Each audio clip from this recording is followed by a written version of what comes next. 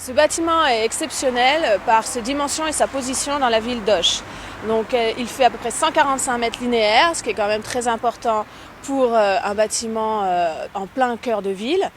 Les aménagements de l'intendant d'Ettigny sont 3 entrées principales avec des points de vue sur la cathédrale, dont cette route fait partie. Et quand on arrive, on rentre dans la ville, on aperçoit cette grande façade et en point focal la cathédrale.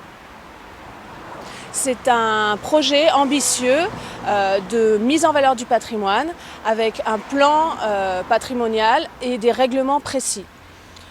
Dans ce règlement, l'architecte des bâtiments de France est consulté à chaque demande de travaux. Donc évidemment, sur cette demande en particulier, j'ai dû donner mon avis. Alors les spécificités architecturales de cette façade, en fait il s'agit de plusieurs façades qui ont été reliées à la fin du XVIIIe siècle par ce frontispice central. On a la chapelle, des parties plus anciennes. Ici, en fait, il y avait une ouverture, un passage, qu'on a réaménagé à la fin du XVIIIe. À mon avis, peut-être d'ailleurs après l'aménagement des allées d'Ettigny pour faire un bel ensemble. Donc on voit, c'est une façade de pierre de taille avec un système répétitif d'ouverture. Donc mon travail sur ce projet, ça a été de discuter avec l'architecte. Donc il s'agit d'Alain Delmas, un architecte qui a une spécificité patrimoine et avec qui on a pu discuter du niveau d'exigence de la restauration.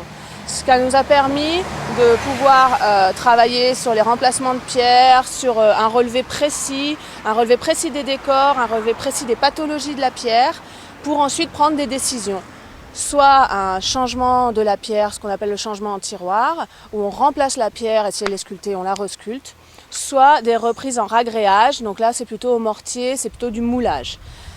On a aussi un travail important sur l'enduit, qui est un enduit vraiment caractéristique d'Auch et du Gers.